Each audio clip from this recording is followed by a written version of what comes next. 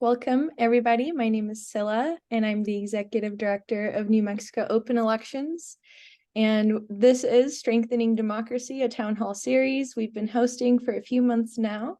And today's topic is polarization, causes, consequences, and crafting solutions. We have three great speakers from all around. We have Karla Eickhoff, who is one of our board members, as well as a PhD candidate at UNM.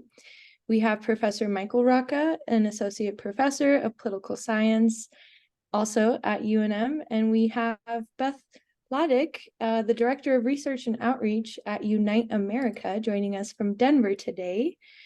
So before I turn it over to our speakers, I do want to give some biographies of them so you can understand their backgrounds and where they're coming from.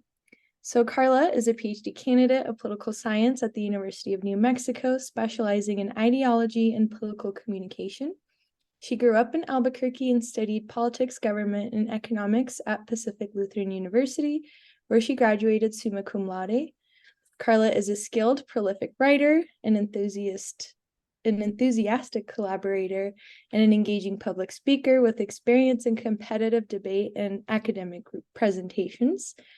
Karla has acted as the TA for UNM's Political Sciences Introduction class for statistical programming. Karla is ideologically far left and a registered Democrat, but believes firmly in the importance of responsive representation, thoughtful compromise, and broad coalition building as the foundations of good governance. Her political science research has brought her to the conclusion that changes to structural democracy, such as those advocated for by New Mexico Open Elections, are key to dismantling the processes and incentives that distort public opinion and concentrate power into few hands. Karla is openly and proudly a transgender lesbian, loves to sing, and is highly active at her Lutheran congregation. Professor Rocca received his PhD in political science from the University of California, Davis in 2004.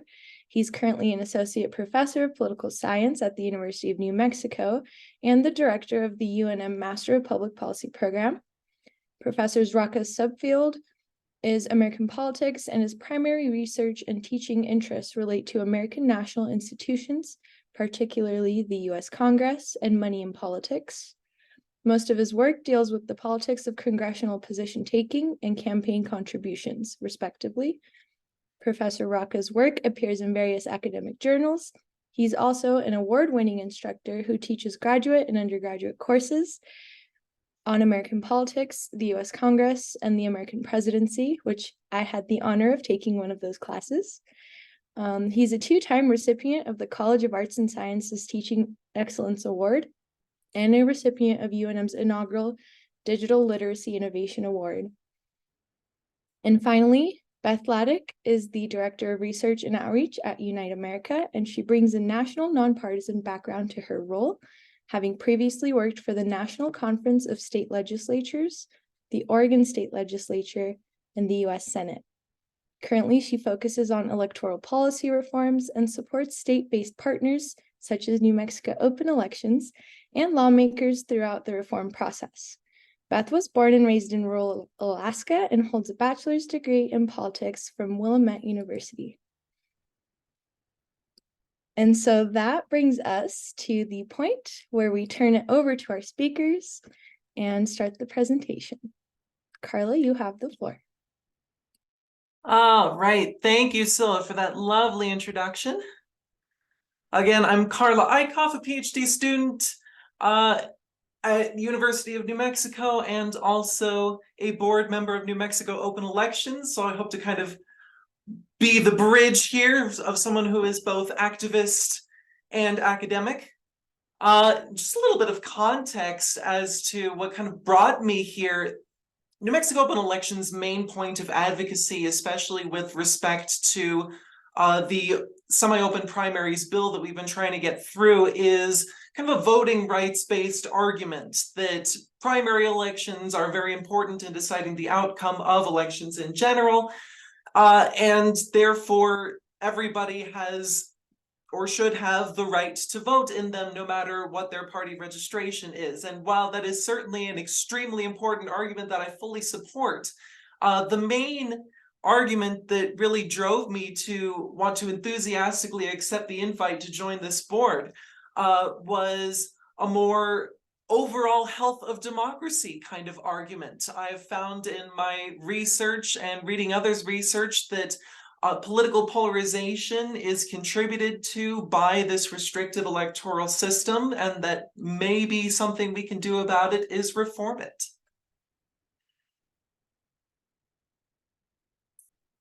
All right. So first of all, there is some question in political science. There's a debate going on as to just how polarized the electorate actually is. There is a debate that recently sprung up from a book published by Fiorina et al. In 2005, insisting that most people are moderates, that the polarization phenomenon that everybody seems to be talking about is purely at the elite level, and it's just kind of dragging the rest of the electorate along with them. Others have countered that no, more people are becoming polarized and behaving in polarized ways, that this is a phenomenon that is affecting lots of people.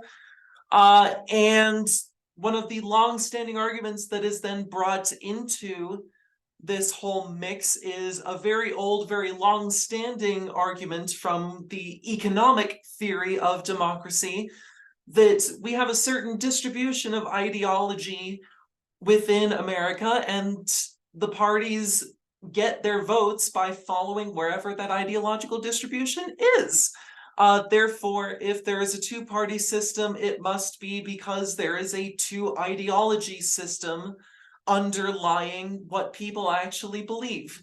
So there's a little bit of debate going on as to just how polarized we are, whether it is inevitable, whether it is natural. It ultimately comes down to disputes in methods that we don't necessarily need to get into as to how you measure it.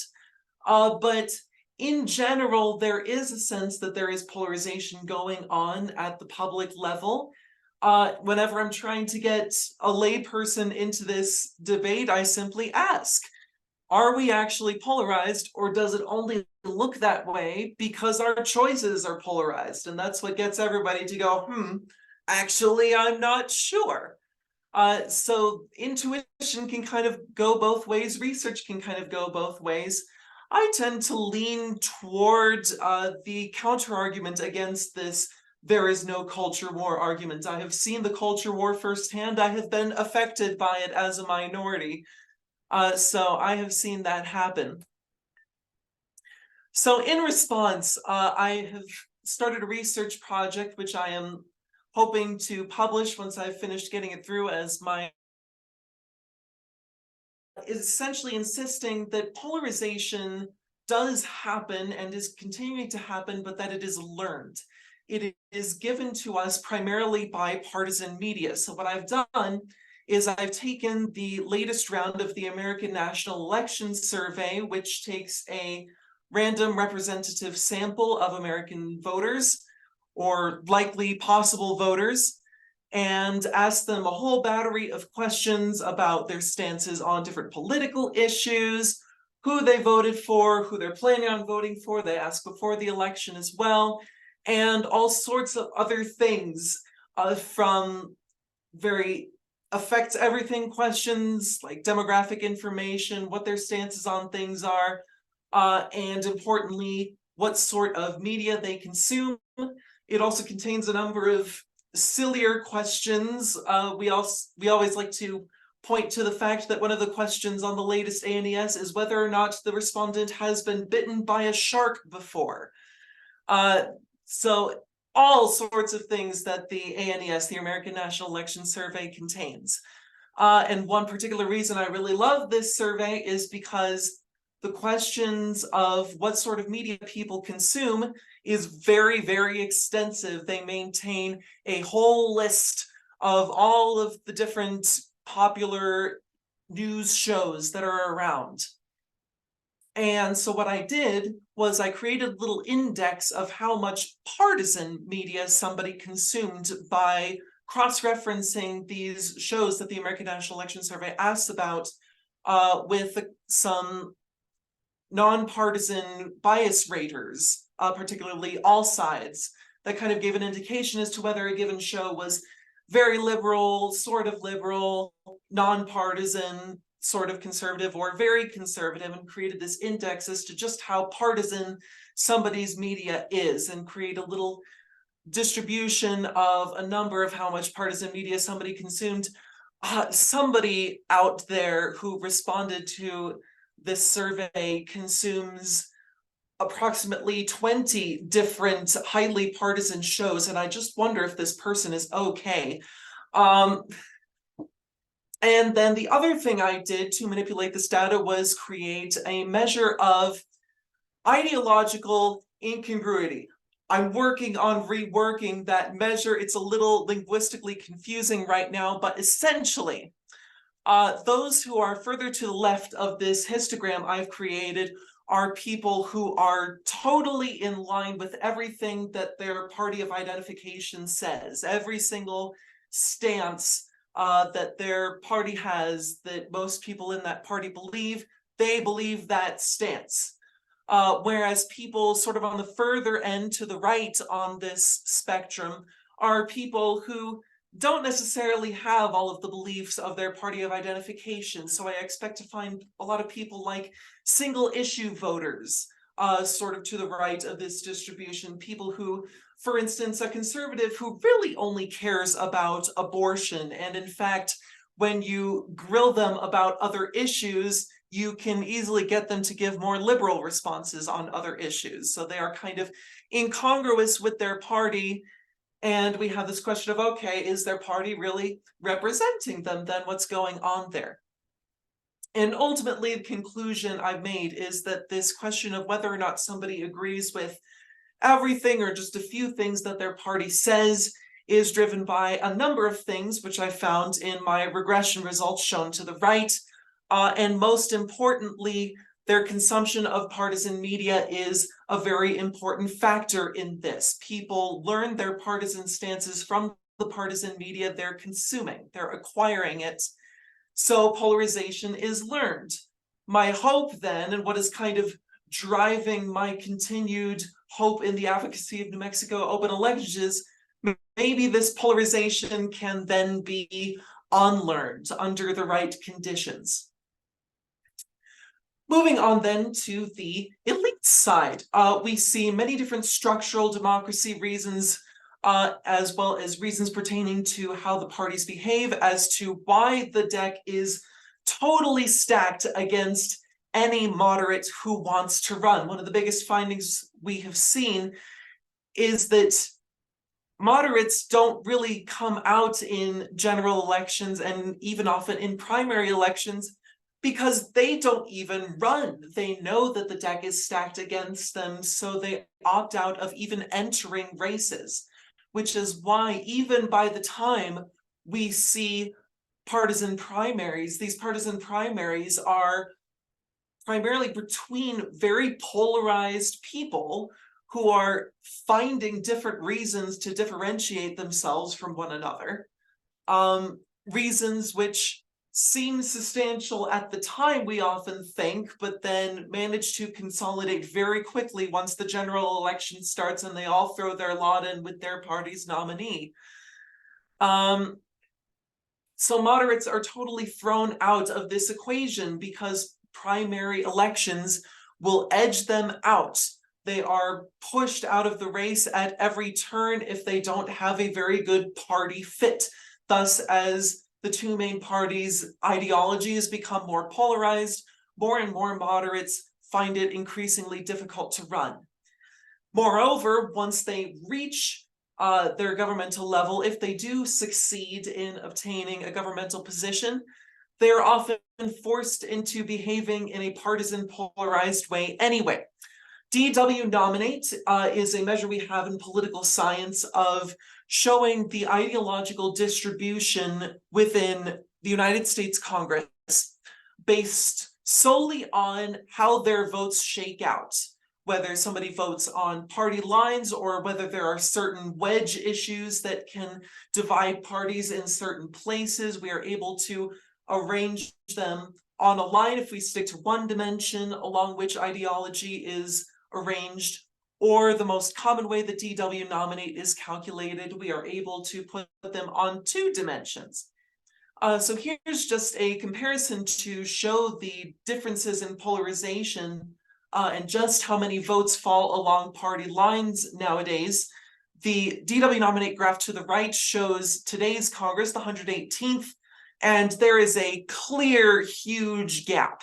And in fact, if you take a look at some of their methodology, you'll find that you would not be entirely out of your way if you were to squish that graph vertically. The vast, vast majority of votes that occur in Congress today happen on party lines. There are very few things that can divide the parties. Therefore, moderates have very little room to express their moderate ideology. They are always under the influence of their whips.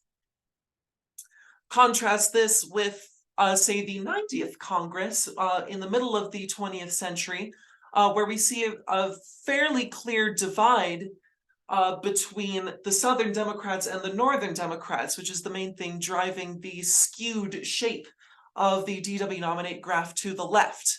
And this allowed for lots more moving between parties. You can see there's a Democrat there in the Republican cloud.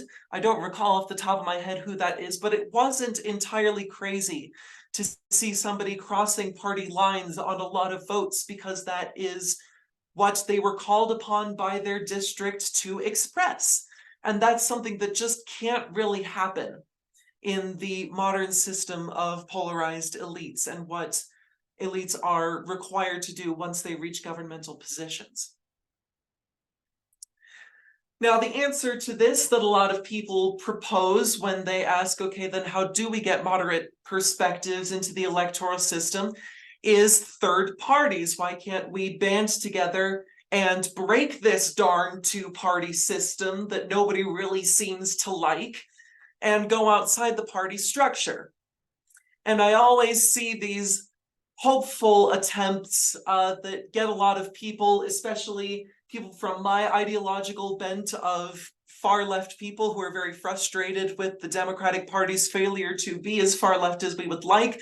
We think, oh, we'll throw everything in with the Green Party. And every time I hear somebody arguing that, I say, nope, sorry, it doesn't really work in our system because of a little thing we call Duverger's law. It's one of the few hard and fast laws we actually have in political science. I'm so jealous of people in the laboratory sciences. They have all these laws. We have very few. Duverger's law is one of them. And that is that an electoral system with single member, winner takes all districts will tend toward a two-party system. This is how the vast majority of our legislatures and United States Congress is set up in this country, where we have a geographical district where these people vote for a person. Whoever gets the most votes in the end wins the district, and that's just how it goes.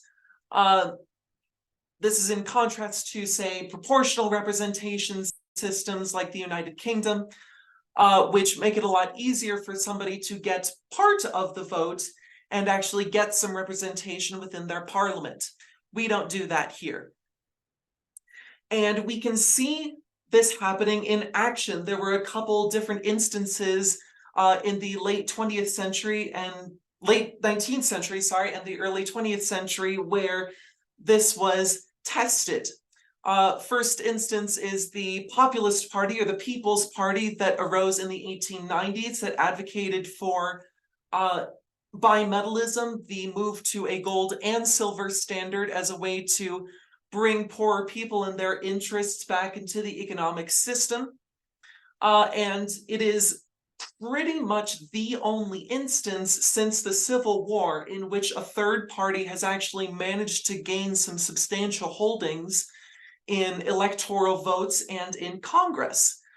Here is the 55th Congress, where you can see those brownish looking people. That is the Populist Party there, and they were actually able to get a substantial voting caucus in Congress. That is until 1896, when William Jennings Bryan ran as a Democrat while also representing the Populist Party's points of advocacy, particularly bimetallism. Once this happened, the Democratic Party completely swallowed up the Populist Party until the Populist Party had gone down to just a few people keeping the lights on.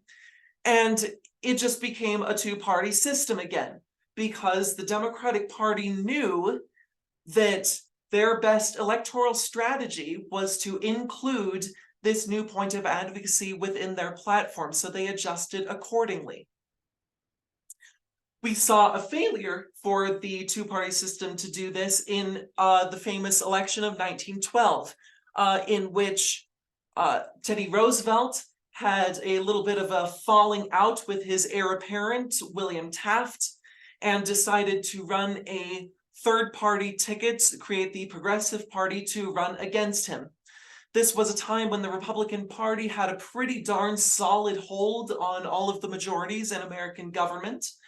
But when Roosevelt joined the race as a separate candidate from Taft, it completely split the Republican vote pretty much down the middle, and in doing so, threw Woodrow Wilson into the White House by a pretty big landslide in the electoral vote, which taught us the lesson that any sort of third-party run by somebody who isn't completely and totally ideologically differentiated from everybody else there is just going to harm that ideology.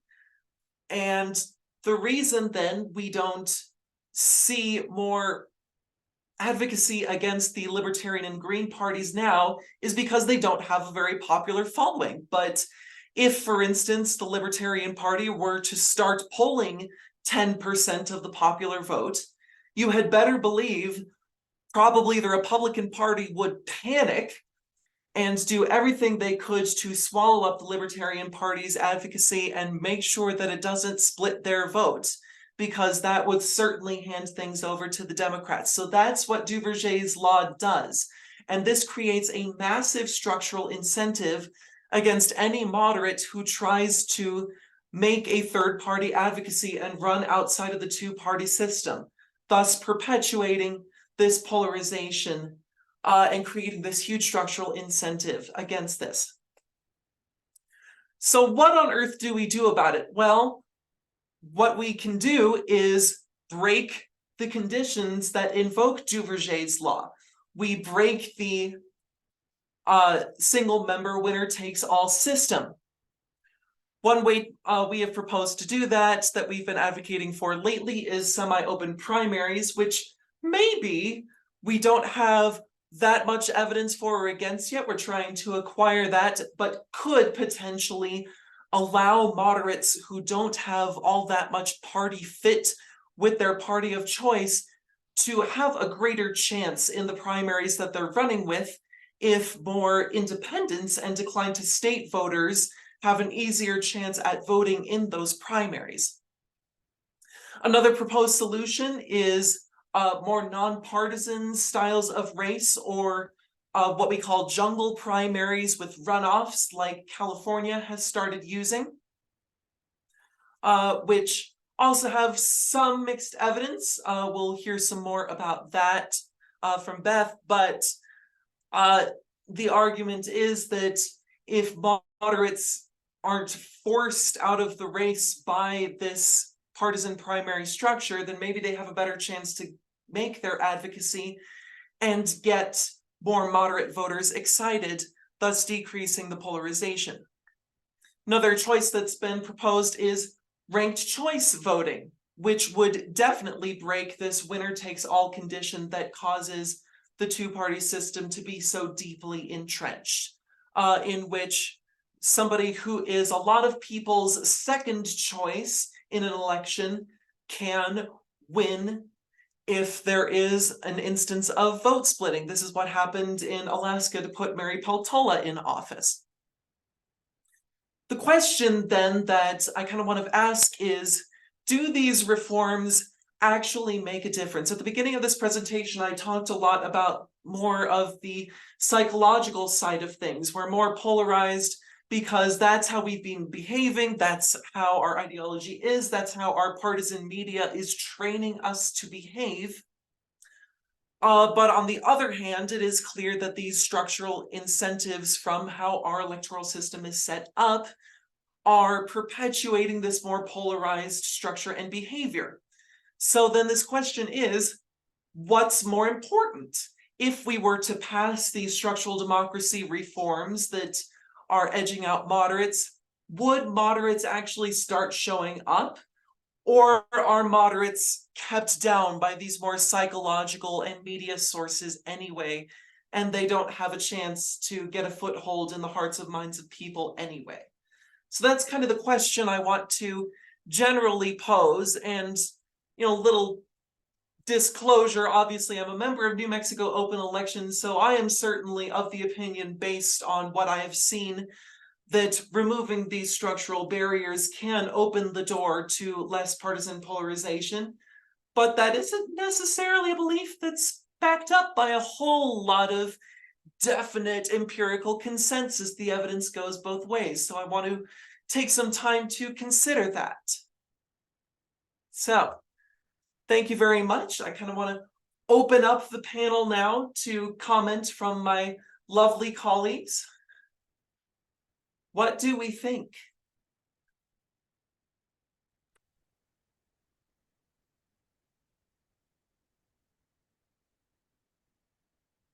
Phyllis, should we just jump in? Okay. Yes, I think so. Karla, great job. That was, I will just, there's not much more. By the way, hi everybody, I'm Mike Rocca, a professor of political science at UNM. And thank you for including me in this great forum. And Scylla, thank you for that wonderful introduction. I've heard so many great things about this organization, and I'm just really, really glad to be a part of the forum tonight. Karla, great job. And you introduced it wonderfully. And there's not much more for me to add. I think one thing that I find to be really interesting, and Karla, you did a great job of introducing the debate. And if you don't mind, I would love to share my screen and maybe do a whiteboard just really quick. And Scylla, or Karla, can you give me a thumbs up? Do you see my whiteboard? Yes, indeed. You see okay. So if we believe, like Morris Fiorina does, that most of America looks like this, okay, so that most of us are down the middle, and then you have a few way off to the left. This is a left to right ideological spectrum, and a few off to the right. These are your Republicans, these are your Democrats, and then here are your moderates and independents, perhaps, just to simplify, although we know that independents are much more diverse than the media make them out to be. Or it could be like this. It could be more bivariate, or I'm sorry, bimodal, I should say, where America is actually split between two camps. What's really interesting about this is that both of these distributions, these ideological distributions, would result in a close election. So if we held turnout constant, let's say the right side had as many turnout as the left side, it would still result in a roughly 50-50 election. The same thing would happen here. It would still end up with a 50-50 election if everybody turned out as in equal proportions on the right side of this and on the left side. The question is, if we look at American public opinion, are we close but not deeply divided like this? Or are we close but deeply divided like this? And where I come in, and this is, and it sounds like Karla, you and I kind of disagree on this, is that I believe that America is more like this up here. That's where I'm convinced. And now it's an honest debate. You could honestly believe that this is the way that America looks now and might be looking in the future. It's like, because polarization is not just a state, but it's actually a process too. So we could be holding apart from one another, and there are good reasons to believe that's true. One thing I will say, and Karla, you did a great job of this too, is that this is what this is what Congress looks like. This figure 2 right down here is what Congress looks like. If you believe how I believe, that America looks like this, then we've got a real problem. And the problem is that we're seeing it play out when our government is about to shut down every year, right? Or every 2 years. If America looks like this, but the US Congress looks like this, how did we end up there? And for the way that I think about it, both from an individual representative perspective, but also from a collective perspective, when we think about evaluating Congress as a whole, that they're not doing a very good job of representing America if they look like this and we look like that. And that's really what I think that this conversation is going to be all about. And we would love to hear, I'd love to hear your questions when we get there about how we actually solve this problem, how we turn, if you believe the way that I do, in America looks like this, hopefully into a Congress that also reflects that fact. So I'll stop my share. Oh yeah, go to here.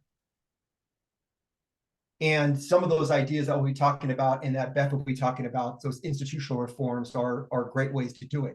I will say one thing that's going to be a challenge to everything that we talk about as far as reforms today. Certainly. And this is the challenge. The challenge is that there are two types of sorting taking place right now that is complicating, well, in many ways, it's simplifying our lives because we're better able to tell the differences between the two parties, but it's also complicating some of the reform ideas. There was a time, and some of you in the audience will remember this, in the 60s and 70s, and Karla showed a graph on this, that there was such a thing as a Southern Democrat who was a conservative. Okay, so there were conservative Democrats. They're no longer any conservative, I mean, I'm exaggerating here, but there are very few conservative Democrats, and there certainly aren't any conservative Democrats left in the US Congress or at the elite level, really anywhere. We've been sorted ideologically and partisan. So if you're a liberal, chances are you're a Democrat. If you're conservative, chances are you're a Republican. That wasn't always the case. So when you sort that way, the Fiorina's argument is that it makes us look more polarized than we actually are. That there are as many moderates today as there were 50 years ago, but the fact that we're sorting ourselves into these two camps make us look more polarized. The other challenge here is that we are more than ever geographically sorted. So we are in these little pockets, these little communities all across the US, and we're not drawn into them. Sometimes we are, but the vast majority of us are not drawn, like redistricted, into these geographic homogeneous areas.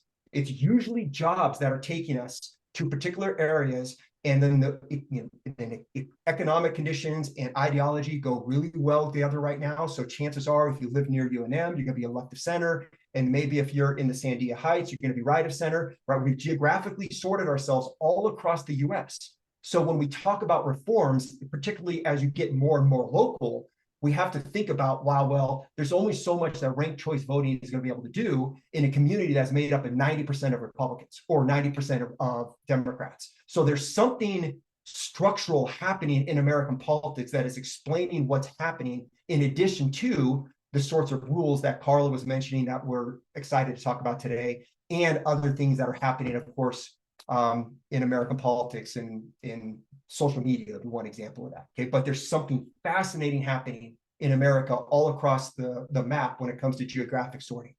So I'll stop there, and I'll take it. Yeah, we can continue to. Yeah, I'll stop there for now. Yeah. I think we can turn it to Beth to talk a little bit more about the reforms in movement and how they influence this polarization. Thank you so much, Scylla. I had the pleasure of actually meeting Scylla last week in person at the American Democracy Summit. And wow, she is just a tireless leader, and she gives me so much hope for the future of New Mexico's democracy, alongside your continued engagement, which is also to say thank you for being here.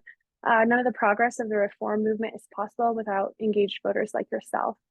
So I think Karla and Professor Rocca set me up incredibly well for what I'll discuss next. But first of all, let me just say that the United America Institute is a nonpartisan nonprofit organization. And in my role, I'm particularly focused on conducting research and providing analysis on the root causes, effects, and potential solutions to exactly this topic, political polarization. And in solving for that, we're studying the impact of various nonpartisan election reforms, including nonpartisan primaries, independent redistricting commissions, and instant runoff voting, also referred to as ranked choice voting. So everything that was just discussed, United America has sort of coined this growing concern with polarization and partisanship as the primary problem. So due to geographic self-sorting that was just discussed and partisan gerrymandering, most general elections are over before they even begin. 83% of our congressional districts are so red or so blue, and they are safe for one party, meaning the primary election is the only one that matters. And in 2022, we found that just 8% of voters nationally participated in these partisan primaries, that it effectively elected 83% of the US House. So our Congress doesn't represent most of us because they are beholden to a small, narrow slice of the partisan few that votes in their primary elections. And those primary voters are generally unrepresentative of the district at large. They tend to be older, wealthier, whiter, and they also tend to hold, regardless of their policy position on different issues, they tend to hold more uncompromising beliefs than the general electorate as a whole. So they would prefer that their member not reach across the aisle to solve large policy issues. They actually want them to be more extreme partisans. So what's the impact of all that? Well, number one, voters can't participate in consequential elections. 30 million registered voters couldn't cast ballots in consequential primary elections in 2022. 129 congressional seats had just one candidate in the dominant party primary, denying voters any other choice than the status quo. And this is a problem on the right and on the left.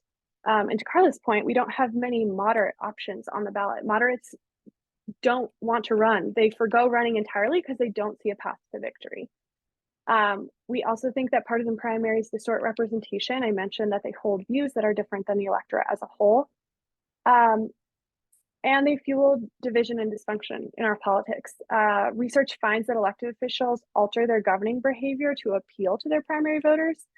And my colleague, who is a democracy fellow for United America, is also a professor at Syracuse. And his research suggests that a quarter of the rise in polarization since the 1980s can be attributable to the mere threat of a primary challenge from a more ideological candidate. So regardless of whether or not they're entering the race or they're winning the election, there is that threat that any decision that is made for an elected official will invite a primary challenger. I probably don't have to tell anyone on this call this, but New Mexico definitely has a primary problem. As you may know, New Mexico is one of only 9 states that completely bars independents from participating in partisan primaries, which has the impact of preventing nearly 287,000 registered independents in New Mexico from participating in elections that they pay for. However, some optimistic news is that repealing closed primaries in your states actually has strong support, with 82% of all New Mexico voters in favor. So what do we do about it? At United America, there are 2 reform principles that we believe in. We believe that all voters should be able to participate in all elections, regardless of their political affiliation. And we believe that winners of elections should receive majority support. They're 2 very simple principles, and they poll quite highly, regardless of the state you're in. However, what's really interesting is that 70% of voters believe those 2 things to be true. And in reality, those 2 principles are only true in states that have reformed their primary systems. Alaska, California, Washington, Nebraska state legislature, and Louisiana all have reformed their partisan primaries to a more nonpartisan open model. And when I say nonpartisan, I don't mean that candidates are running without their partisan affiliation. Nebraska has an interesting system, which we can get into, but nonpartisan primaries allow all voters to participate in the same election, and they allow all candidates to run on the same ballot. Really what they do is give every voter an equal say in who gets elected. They incentivize elected officials to represent all of their constituents, not just their narrow partisan primary base. Evidence suggests they create more electoral competition, both between the 2 parties and within their parties, which I think is really important. They increase participation in otherwise extremely low turnout elections, and they help to improve representation across political ideology and demographics. So what does the research say? Specifically on decreasing polarization, a study out of USC found that newly elected members of Congress from nonpartisan primary states were 18 percentage points less ideological than their peers from partisan primary states. So that means if a seat is open, the member that is elected is actually less ideologically extreme when you compare them to members elected from closed partisan primary states. California, which is certainly with not without political problems, is actually one of only 5 states in the nation that has depolarized since 2013. When you look at Shor-McCarty scores, which is sort of a fancy way of DW nominate applied to state legislatures. A little different, but it's a political science measure that most people use when studying state legislatures. California actually stopped polarizing, while other Western states have polarized more than any other region in the country. And Louisiana's state legislature is routinely ranked 2nd or 3rd least polarized in the nation. There's a lot of new research coming out of Alaska, which uses a top 4 nonpartisan primary and a ranked choice voting general election to establish a majority winner. And I think really importantly, Alaska's system on the same statewide ballot re-elected a conservative governor, re-elected a moderate US senator, and re-elected a moderate Democrat, Mary Peltola, who was also the first woman and the first Alaska Native ever in office. So we have the same ballot electing from pretty far right to pretty medium blue in a state that's historically considered pretty conservative, but Alaska's voting demographic is regularly seen as registering non-affiliated or independent. So one thing I just want to say is that we are not in favor of reform to advantage one political party over the other, and that no political reform should be expected to solve for polarization entirely. There are a lot of other forces involved, and also that we need time. I think that political scientists love when there is years worth of data, cycles worth of data, when we can look at open seats versus closed seats, when you can look at different primary systems and variants across states. And so at United America, we are really committed to looking at the evidence, trying to develop the best conclusions we can, but also knowing that we frankly just need time. We need more election cycles worth of data to study. However, I will say that the data and evidence so far suggests that reformed election systems are vastly outperforming the status quo on metrics like participation, competition, representation, and polarization. So I will drop some links in the chat. If anyone's curious about where this research comes from, we have a whole website where you can find all of our reports.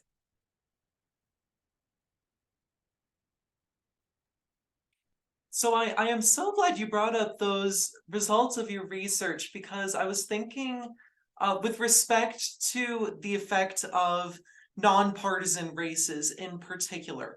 One of the counter arguments I've heard from a lot of people I've brought this up with is looking at recent Albuquerque municipal level elections, city council elections, where, yeah, they're nonpartisan on paper.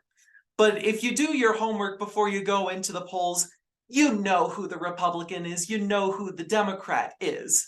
So they will cite this as this counter example of, no, even if you make it not a nonpartisan race, polarization is still so entrenched, they're going to still behave in a polarized way.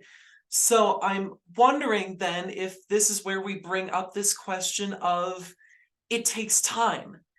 It is a latent effect, and we of course are living in a state which still has these extremely partisan primaries at the state level, and that could have an effect that really leaks down into races that we try to make nonpartisan, because it does need to be a more unified movement toward that, and that is how we get this unlearning of polarization that I discussed. Yeah, I think that's such a great point. And I think that most critics are quick to jump to conclusions. A lot of the research that was done on California was done right after the reform passed. And if you extend the research that was done to present day, you get different conclusions. And I think it's especially important, as is the case in these reform primary states, to look at those open seats. Like when there is legislative turnover, what is happening in those seats, and what are those representatives incentivized to do? How are they incentivized to campaign? There's a really good anecdote out of Alaska that I'll share because it's one of my favorites. Our Senate president, I say our because I'm from Alaska, our Senate president was primaried out of office for reaching across the aisle and behaving in a more cross-partisan manner. And then the reform took effect and she ran again for office and successfully won. But the nature of her campaign changed entirely. She used to pay for the list of registered Republicans in her district and only knock on those doors because those were the folks she was trying to get support from. She knocked on every door in her district in 2022 and didn't care if it was a Republican, a Democrat, or an independent, and talked to all voters. And I just think, and she won, by the way. It's so like, that is what representation is all about. It's about reaching out to every voter. It's about being in office and governing in such a way that is going to make your entire district proud, not just a slice of the electorate.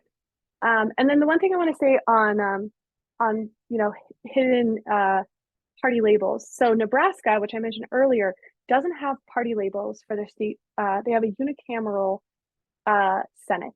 So they have one chamber and they have no partisan labels. But to your point, they are always, they do have a partisan background. If you do your research, you can find out if they're a Republican or a Democrat. And I think at United America, we advocate for party labels to be on the ballot because you should know who you're voting for and what their partisan affiliation is. So I think Nebraska's system, which by the way has been in place since the 1930s, could be improved in that way so that you really are showing voters, this is my political affiliation, and it allows people to really understand who they're voting for. I'll leave it there.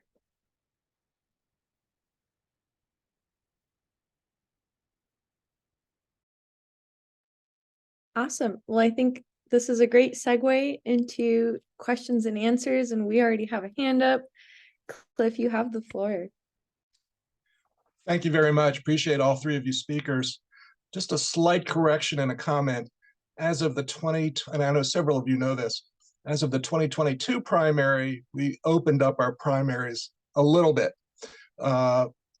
DTSs, declined to states, minor party registrants can show up at the primary polling place and re-register it with one of the three major parties that are currently called major parties: Democrats, Republicans, Libertarians. I was a Santa Fe County election judge for that election. We had some challenges with the process because of the information, the laptop we were given by the Secretary of State's office to do the re-registration, but we worked that out. So we have opened it up a little bit. I know there are people here who would prefer to see it opened up much more, but so there is, there's been a little bit of progress. The other thing I wanted to mention is I live in Santa Fe County, and we have local elections taking place now, school board and city council elections, and they're supposed to be nonpartisan, but the Republican Party here in Santa Fe County is openly endorsing and funding candidates, which has resulted in something brand new, which is the Democratic Party of Santa Fe County has decided to endorse the registered Democrats who are being opposed by the county Republican Party. We'll see how that pans out, but it's becoming increasingly more difficult, I think, to have nonpartisan elections because of the atmosphere that we're in. And I'd love to hear anyone's comments about either of the two things that I just mentioned. And thank you all three very much. Very, very informative. Indeed, and yes, you brought up some of the technical difficulties that occurred with this same-day re-registration, which is kind of our main point now with why we're still very much trying to push true semi-open primaries, is that there's just enough hassle that not a lot of people are taking advantage of that opportunity that we think would if they were able to vote in a primary without having to go through that registration, because people are pressed for time and pressed for mental efforts. These are probably a lot of people who don't like thinking about partisan politics that much. That's why they got out of it in the first place. So that is the answer to that point. And then, yeah, kind of a little more then on this question of, how municipal elections will follow the partisan behavior of the general environment. I think that is a point that the research I've been doing that I discussed kind of points towards, is that partisan media I identify as a very big source of, to borrow a very technical term from the field of economics, stickiness, with respect to how shifts in polarization, partisan attitudes occur. That it takes a while for the media to pick up on the fact that maybe moderates have more of a structural chance now and establish relationships with them and the people who support them and spread their views. And as long as that isn't happening yet, then yeah, absolutely, candidates in municipal level elections are just going to continue to follow the same cues that exist, and those are currently highly partisan ones.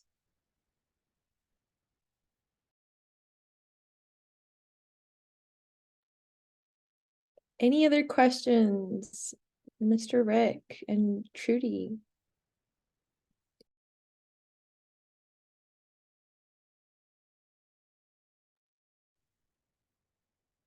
I think you're still on mute.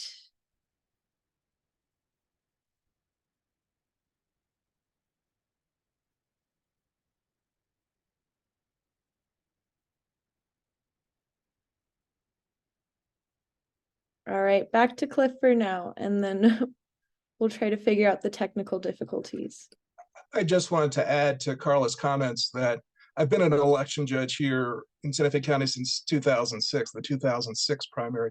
And I can tell you that the angriest voters I had, or would-be voters that I had to deal with, were the DTS people on election day who before 2022, I had to tell could not vote in the primary. So this is, although I'm not a DTS, I can tell you from personal experience that that is seared in my brain.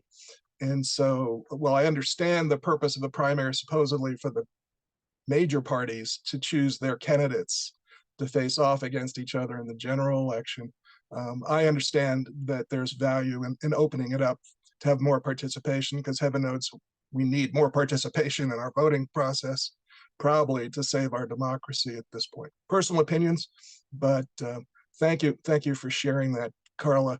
I think this will be an ongoing discussion in the New Mexico legislature around the primary issue and who should be able to vote in a primary, and what the process is that will encourage participation at a greater level than we have now. And if you missed the news, we had a state senator who announced he's retiring because he's moving to Colorado. Senator Benny Shendo is leaving New Mexico. So I don't know when he's going to resign, or he's just going to let his term expire, but that'll be interesting again, to have an open seat. We don't have open seats that often, but that will be, I think, an important open seat to follow. Thank you. Thank you, Cliff. I see Rick's mic doesn't work, but the question is that there are 61 million Democrats, 44.5 million independents, 44.1 million Republicans, and 90 unregistered Americans. And so the question regards, do you guys have any comments regarding the unregistered population and the statistics provided? So I can jump in really quick here, is that there are two things that really strike me, Rick, about those statistics. And the first thing is that 44.5 million independents, and depending on what poll you find, you look at a clear plurality of Americans call themselves independents. So the number generally hovers around, like, let's say 44, 45%. And what's really interesting about that group is that most of those independents aren't true independents. They're, in fact, they're leaners. And a lot of it has to do with, for the reasons that Karla was talking about, is that you're essentially forced into two camps. So while you're calling yourself an independent, chances are you're going to lean consistently, and perhaps over an entire lifetime, either to the Democrats or to the Republicans. So when we look at the data, there's usually about 10% of Americans who are registered to vote are truly independent. They're splitting their ticket, maybe even on the same ballot, let alone across elections. The other thing I'll note is that 90 million voters who are unregistered, but 90 million unregistered is a really important thing to keep in mind, because it really gets to this debate about polarization. And it has, and here's the point, is that most Americans are tuned out. We are not watching the news. We do not care about politics. We don't want to talk about politics. And think about the current media landscape. It is easier than ever to be able to just completely tune out. I mean, if you've unplugged, like a lot of the younger generations have, no longer watching cable television, they're watching only Netflix, or they're only getting their media from, let's say, Disney Plus, then you can avoid news altogether. It is really easy to do that. And you can also just specifically choose which way to go. But that 90 million non-registered is a really important number to remember, because it's a great representation of how not attentive, uninformed, not ideological, and completely checked out most of America is. Where we come in, all of us here on this call, is how do we engage those 90 million? Because chances are those 90 million, while they'll probably have to choose between Democrats or Republicans, chances are they're not going to be so ideologically extreme that they'll continue the polarization at the elite level and which would lead to maybe some misrepresentation. So how do you get those individuals involved? Well, maybe one way is through designing open primaries is one example, right? Or through giving parties resources to fight back against super PACs to mobilize voters or something like that, right? There are ways to get those individuals involved. So those are the two things that struck me most about that data, Rick. I'll add one thing just to build on that, that there was a study done in 2016, so it's a little dated, but they looked at the 100 million Americans who didn't cast a vote in the presidential election. And they polled that group of voters. I'll drop the study in the chat. They polled that group of voters and found that the number 2 reasons people didn't vote was that 1, they didn't feel like their vote mattered, and 2, they didn't like their options. And those are 2 issues that I believe primary reform directly targets. We want all votes in every election to matter, to have consequence, regardless of how you identify politically. And we want to give people better choices and candidates on the ballot that actually represent their viewpoints. So that's just, apparently it's 90 million now, so maybe that's good. Maybe more voters are registered. But I just wanted to call that out. Thank you for sharing that polling. All right, next question is coming from Mary Lee. Okay, can you hear me now? I've just tried to unmute myself. Good, thank you. Okay, I just want to make a couple of comments. One is that even though I saw those little charts with the mountains, you know, I don't think there's not a mirror image between what people on the left are doing and what people on the right are doing. People on the right, it appears to me, are moving, have their thought leadership has moved way further into extremes.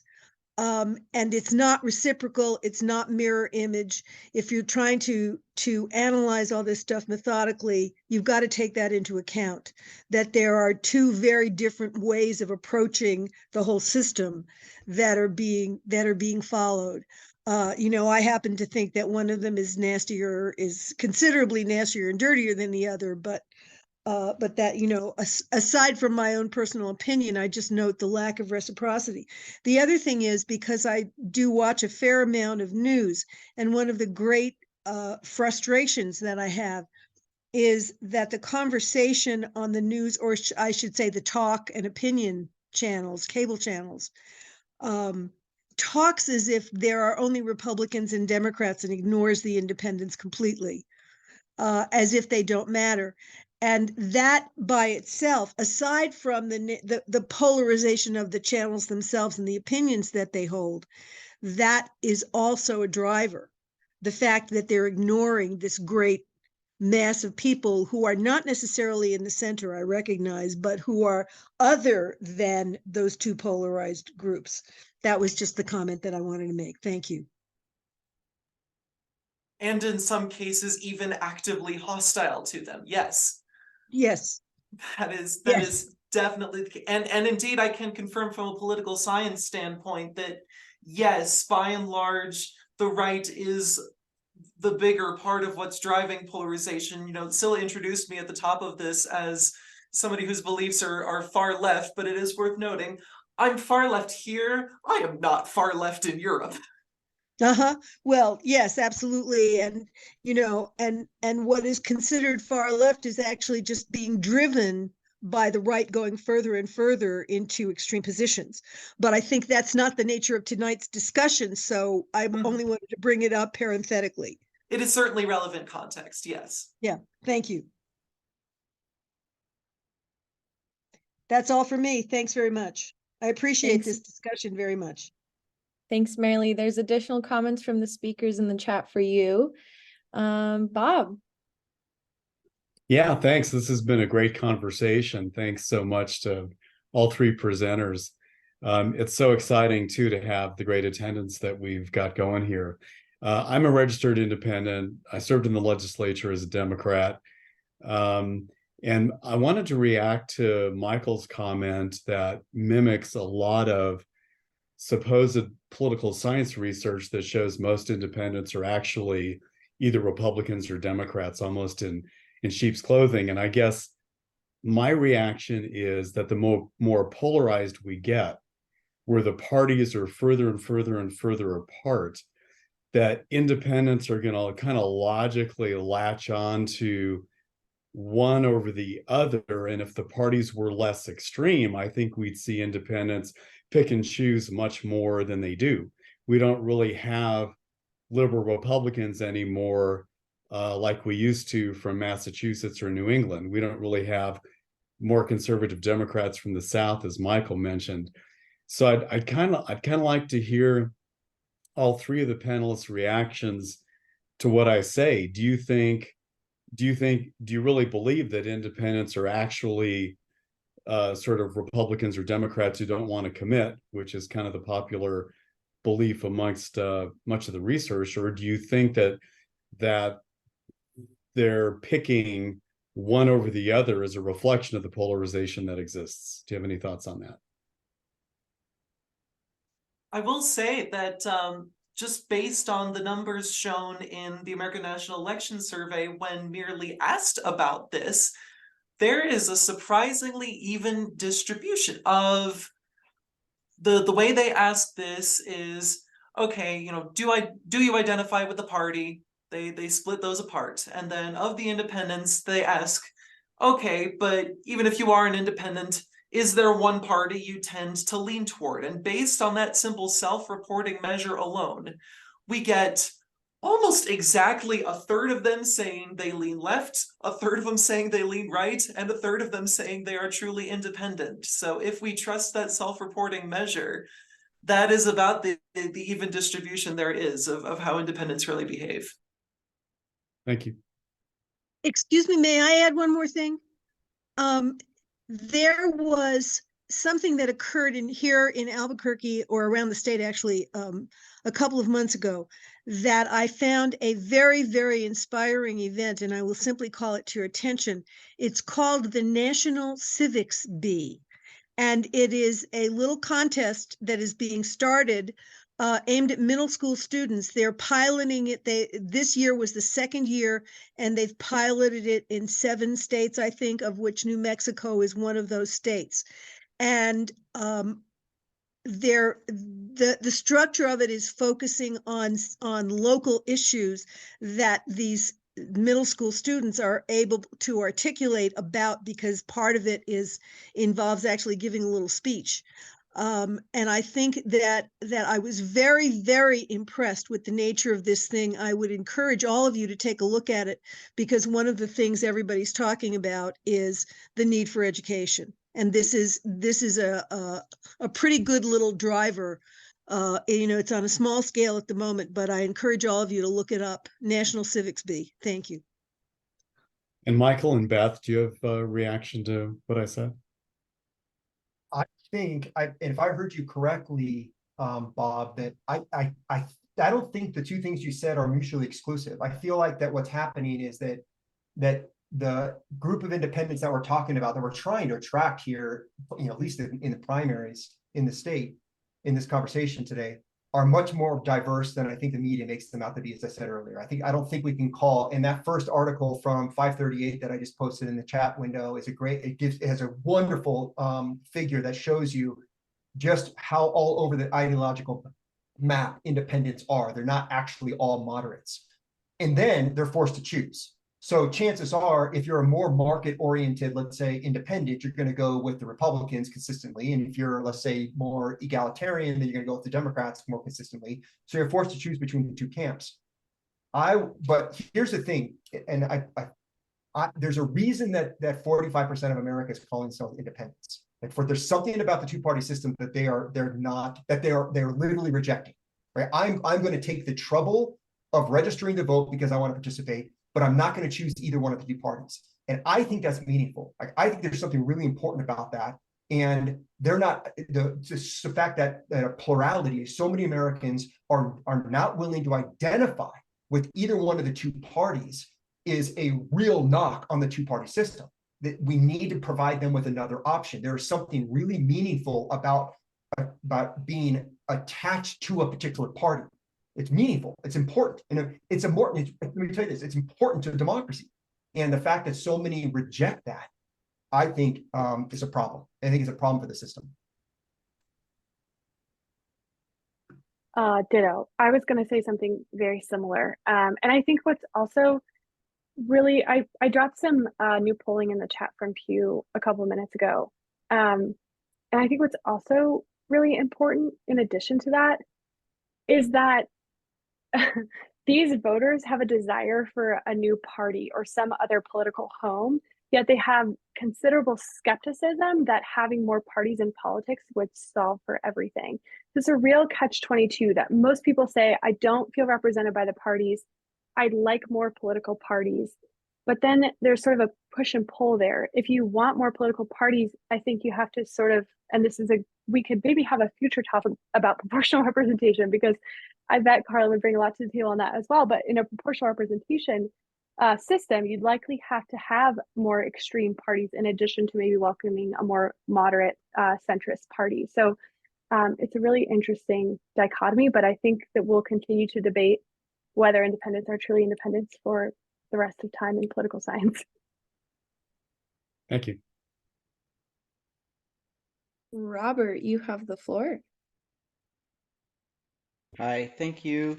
I just wrote a few notes here. I'm very grateful to hear all of y'all's interesting research and anyways, but I'll get to my point. So I think parties are important, and also we need more representative parties. I mean, I think that, but to my main point that Michael actually sort of gave a interesting answer to on the chat, that I think that it's kind of hard to, these terms left and right are sort of ambiguous, and what is moderate or centrist is contextual. So are you talking about in one context you might be talking about the Senate or the Congress or legislatures as a whole.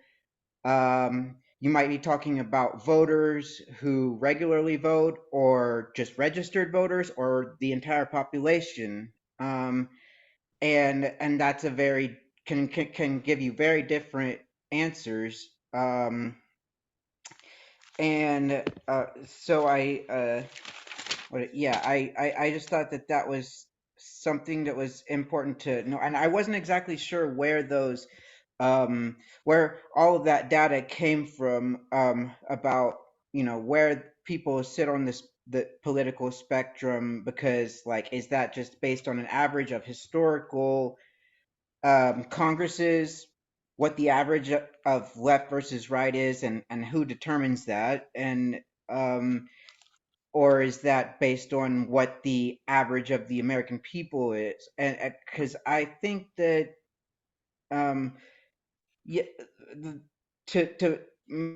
my conception of democracy is that if you have everybody invested in it and everybody giving their opinion, then the aggregate is like of everybody's own experience. And a lot of times poor people might see problems that and that's not, it's not politically correct, sorry, but impoverished, low income community people might see that see very different problems, and those are real problems in society that are not seen by the people at the top, and so you have to have this aggregate of society in order to really judge how your society is doing as a whole. And so I think that yeah, I mean I don't know, that's why, I guess that's why I'm supportive of you all, because I think that it will bring more people into the system, and that this two-party system, especially when the parties are very much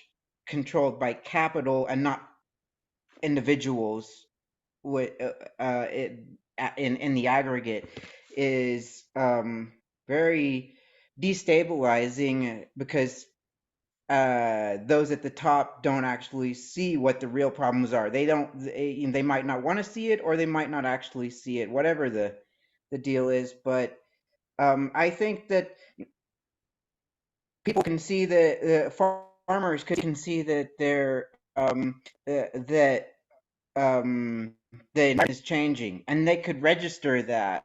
And if we have everybody, so that would at least give some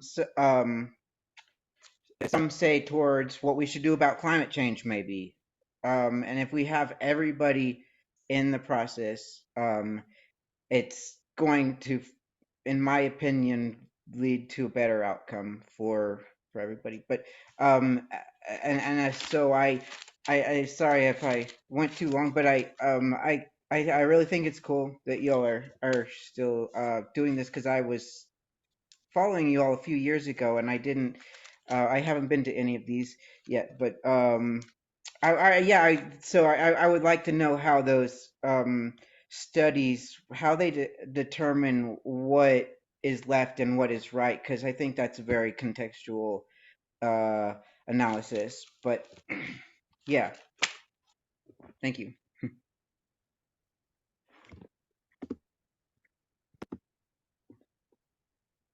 So just really quick, the idea, how they measure it in the US Congress, it's really easy. If you just calculate all the way that the votes are taken, it's pretty easy to determine based on these groups of similar votes on particular issues that are right and the left. Typically what's happening is you identify the one individual that you know is the most conservative and the most liberal, and then you start grouping everybody else based on how they vote compared to those individuals. You start grouping them across this ideological spectrum, left to right. And over time, we've seen that those groups are, at one point they're all blended together like this, and then you start pulling apart, right? They become more homogenous as a party, and then also more polarized between the two parties. And then when it comes to measuring what is left and what is right in the American public, Karla mentioned, I think it was the ANES, right? We typically ask them, do you consider yourself liberal, conservative, or moderate? But you can also build an index based on what we know about how certain individuals might answer given particular questions on particular hot button issues, let's say.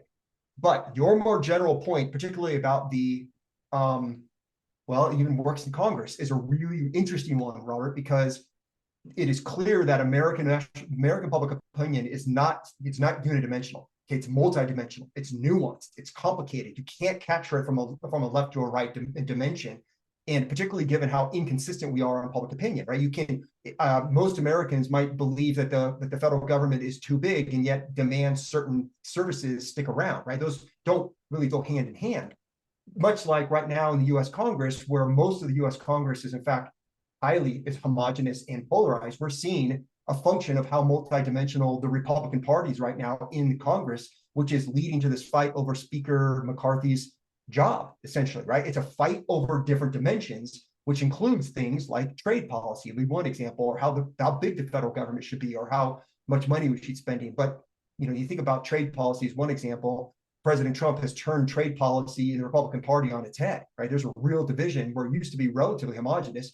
Now you've got this really nuanced positions in the Republican Party in Congress, in the ways that you're communicating. It's like, it's just a really complicated time. You can't always think about it from left to right, even though we try to. Yes, there's a difficulty there because, of course, political scientists love to have nice, clean measures of things that we can put into statistical regressions. But yeah, there are certainly theories out there. I know the political compass is a popular one that makes the rounds every now and then, that places it upon two spectra, a theory which even itself has been criticized for being too reductive. So yeah, then the question we ask is, what role does the existence of the two-party system as entrenched by Duverger's law play in kind of coercing us into our ideology behaving in this unidimensional way? And to what extent, as Professor Rocca explained, is it even in the two-party system failing to do that, and the cracks are showing? Awesome. Thank you, guys. This has been an amazingly engaging conversation. I think we're going to turn it to Cliff for our last question of the day. If you are still interested and if you still have questions, please visit our website and sign up to continue receiving emails and to learn more about what we're going to be talking about next. So, Cliff, you have the floor. Just a very quick comment. Bob raised the issue of liberal Senate Republicans from New England. And Bob, I'm old enough to remember when it wasn't just New England. I remember Charles Mathias from my home state of Maryland, Jacob Javits and Nelson Rockefeller from New York, Bill Scranton from Pennsylvania, Chuck Percy from Illinois. And I agree, the regionalization is not what it used to be, but I think that's also an issue in terms of left and right. Of course, the conservative Democrats left the Democratic Party after the 1964 Civil Rights Act was signed into law by Lyndon Johnson, really in honor of the late President Kennedy. So it's very complicated, just based on my experience, but I really do appreciate the conversation, and thanks for playing that. Was that Senator Brooke, I think, from Massachusetts, who's African American and Republican, that I think you were talking about? But it's another aspect that I'd love to hear discussed perhaps in a future meeting like this, of the effect of regionalization, and particularly the Rocky Mountain, which is mixed at this point, I would say, in terms of red and blue. But thank you all very much. Thank you, everyone, for joining us this evening. We've definitely gone over time, but I think it was necessary to have these conversations and to keep these conversations going. So I hope you guys have a lovely rest of your evening. And once again, thank you to our speakers and everybody who is here. Have a great night. Thank you. Thank you.